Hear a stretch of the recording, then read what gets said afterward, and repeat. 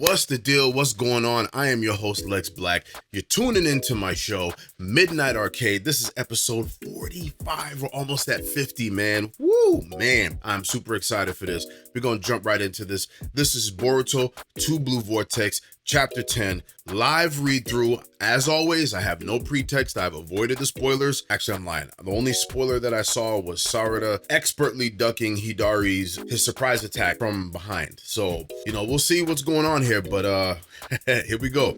So we see Kurama and Himawari on the cover here, and it's called Colonel. So it shows the new Team 10, right? They're flying on Inojin's Inkbird. Here we go. Jura says, they must know they can't outrun us. Perhaps they're changing the field of battle to reduce harm to their village. Hidari senses them, or he hears somebody, and then he hears some voices in the background saying, found them over here. Oh boy. Yo, let's pause. Is Konohamaru gonna get curb stomped again?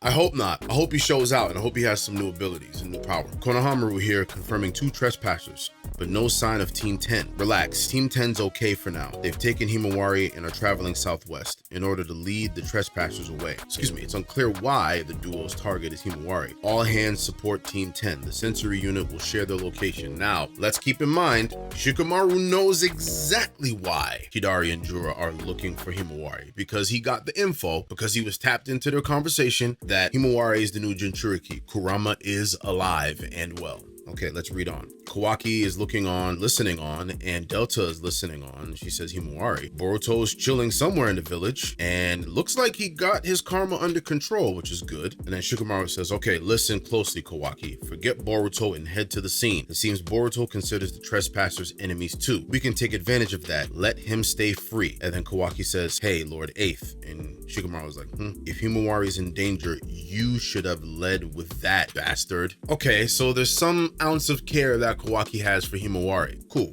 All right. He takes off. Delta says, Kawaki, you jerk, don't you dare leave me behind. Boruto is still getting his karma under control. Shikamaru contacts Boruto and says, hey, Boruto, you okay? What happened? Boruto says, no worries, a minor issue. I just need a little break. And the Toad is like, yeah, you gonna need a little more than that, bro, because you looking like you're struggling a little bit. Hidari is facing off against Konohamaru and his team, and Hidari says, Jura, why in the world do they interfere with us? Jura says, well, why don't you ask them yourself?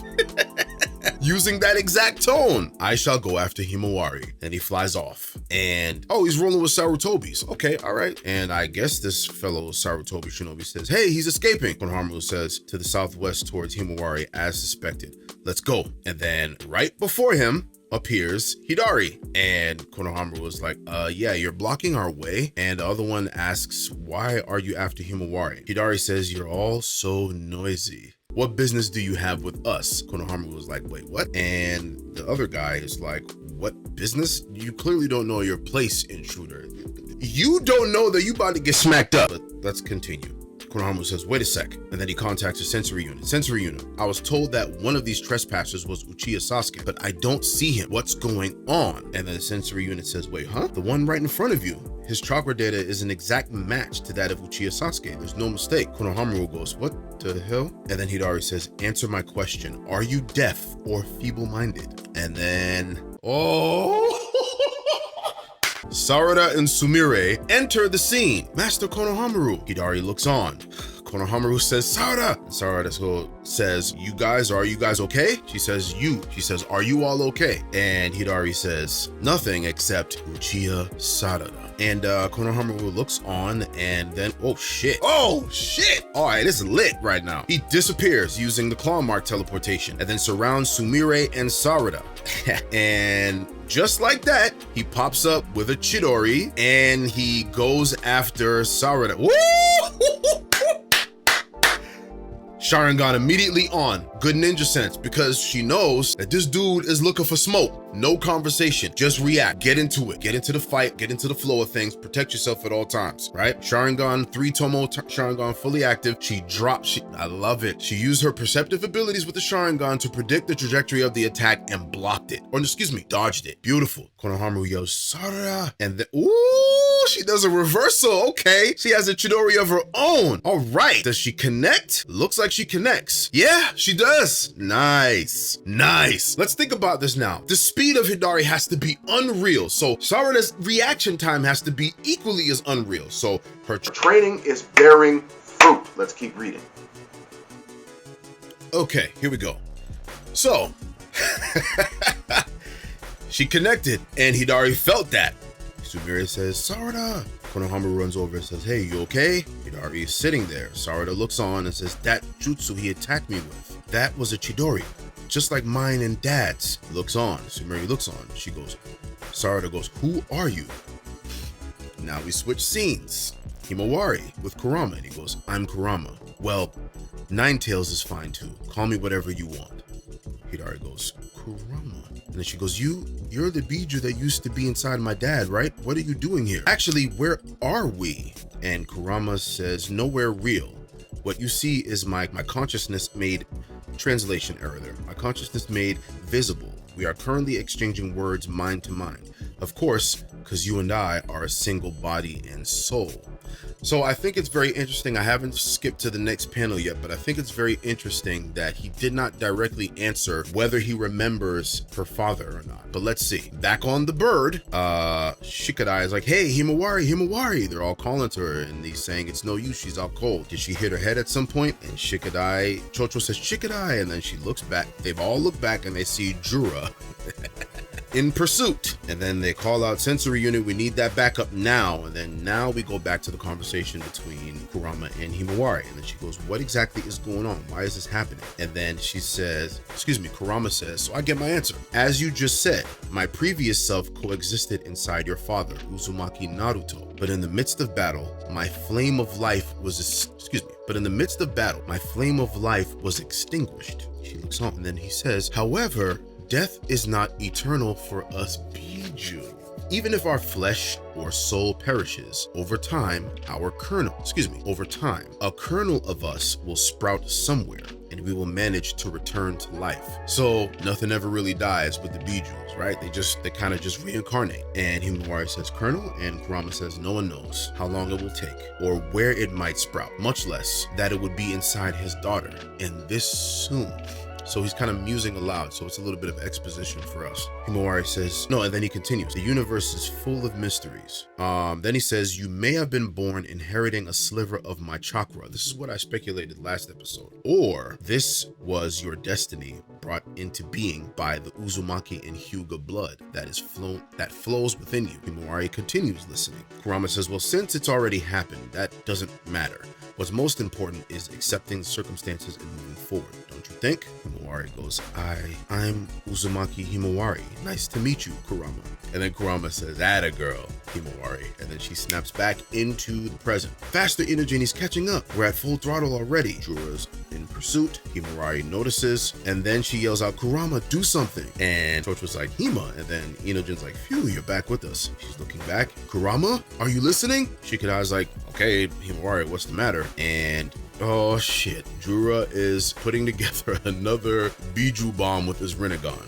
And he shoots off the wing of the bird. And they're like, oh shit, for real? Damn it. And then they're flying and they're going down towards the ground. The ground is going to meet them quite viciously. Everyone grab on to me. Chocho blows herself up using the Akimichi clan technique. They land softly and safely. Woo, you're a lifesaver, Chocho. And Jura lands. And then he says again, you're a good team. A true shame to have to dispose of you, but it can't be helped. You yourselves chose this fate. Himawari says, Kura. And then Kurama says, don't be a spoiled baby, Himawari. She's like, huh? And then Kurama says, the only one who can do something about this is you. She's like, wait, what? Jura walks on casually. And then Kurama says, it should be a no-brainer whether you use or quash my powers. It's all up to you. Himawari says, you say that like it's easy, but how am I supposed to? Kurama says, I can sense that your chakra has a higher affinity to mine than any of your predecessors, more than even Naruto's. She really is Gohan. She really is Gohan for a number of reasons. If you know, you know. All right, let's keep reading. She looks on and then Kurama says, so get rid of any foolish preconceived biases. First off, you need to believe in yourself. Otherwise, your future doesn't look bright either way. Rura continues to walk on. She looks. Shikadai says, damn it, where's our backup? Himawari. Looking for the smoke, she jumps right into action. Beautiful, beautiful. And they're like, Hima. And she attacks Drura. Drura blocks, catches her. Oh shit, breaks her ankle. No good. Then slams her into the ground. Damn, they look on and they yell, Himawari, and her leg is fucked up. Oh my God. Oh my God. Yo, do y'all see that? Like her leg is completely the opposite way that it should be. Oh man. She's a kid, Drura. Come on, man. She says it's no good, there's no way I can. Jin shoots out one of his jutsus. It gets blasted up really quickly by a wood release. She's in pain, she gets caught up, and Drura says, we call it devour, but you simply become nourishment for me inside this tree. It isn't painful. There's no need to be afraid. She's getting consumed by it, and then Drura says, and you'll eventually stop feeling anything, including that fractured leg of yours. This dude is vicious. Inojin says, you, give me a break. Shikadai says, Inojin, don't. Inojin gets knee to the gut, and he's out. And he's struggling. Himawari says, please stop, leave them out of it. And Drura says, I concur. I don't know why they won't stop. Inojin looks to be, he's trying to tap Drura's foot. It says, let go of her. Oh my God! God! Impaled right through the torso without any second thought. Himawari looks on in horror. Everybody's like, no! And then Drura says, hold on. I think I read about this somewhere. I mean, can we stop for a second? This dude is too casual, too relaxed, too calm. Very sociopathic of him. Okay, let's read on. He says, hold on. I think I read about this somewhere. Could this be that thing known as aesthetics? And then we see a huge reaction. Everybody's shocked. Drura looks on. And what comes out of the wood release is Himawari, but she's in QB cloak mode. And then she says, I said to stop it. So she's yelling, she's pissed off now. Kind of like how her father used to be when his pupils would go to slits and then the irises would turn red instead of his blue.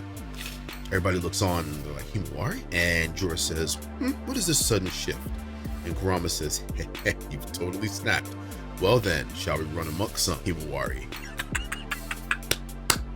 Ironically enough, I notice here that the eyeshadow around her eyes and the whiskers resemble what, guys? Baryon mode Naruto. Now, I'm not saying she's at Baryon mode yet, but it looks very reminiscent of it in the face. And I know this is a manga, so we can't really tell without any color application to it. But this is a very, very, very, very, very, very, very compelling episode. Straight to the shits, straight to the action. I dig it. I appreciate it. I like it. Let's talk about some potential implications. So Kurama does remember Naruto actually quite well. He also stated that Biju do reincarnate. It doesn't matter if their soul dies, if their flesh dies, they will always reincarnate. And he said also, a key point to remember here is that, but most times when we reincarnate, it's in places just totally random. We don't really understand the mechanisms behind it. It's really ironic that I ended up reincarnating in the daughter of the Hokage. He didn't say that verbatim, but he basically said that. So he also said that she is genetically predisposed and has a higher affinity for syncing with his chakra. So that lets us know right off the bat, Himawari is to Naruto what Gohan was to Goku, in the sense that the latent talent, power, and ability is so ridiculous if she taps into it. And Kurama even said as much by saying, it's up to you whether you suppress my power or you allow me to flourish within your chakra network and use me to the fullest of your abilities. So this is very, very interesting stuff. Very interesting stuff. As a big proponent of the OGs, I am constantly wondering, how is Kurama gonna interact with Naruto when Naruto is eventually brought back? I keep asking this question every episode. You guys tell me what you think. What do you think is gonna happen, like aside from the current events here, but like specifically when Naruto returns? Is Kurama gonna return some of his chakra to Naruto, since he's all, you know what I mean? Like he's predisposed to Kurama as well. He's had him his entire life. So I don't think it would be hard to transfer some of that chakra. In the same way that Minato transferred half of his chakra to himself and the other half to his son. I don't see why there wouldn't be a reason, a way to be able to do that for Naruto himself. And I'm sure that if he sat down with his daughter and was like, hey, I really miss Kurama, and I'm sure she would be like, of course. So the probability of Naruto getting Kurama back is extremely high. It's extremely high. Maybe it's a little copium, maybe it's a reach. You guys let me know what you think, but I really believe that Himawari is definitely gonna be very adept. She's gonna reach KCM mode in no time. In no time. I'm so curious to see how everything happens.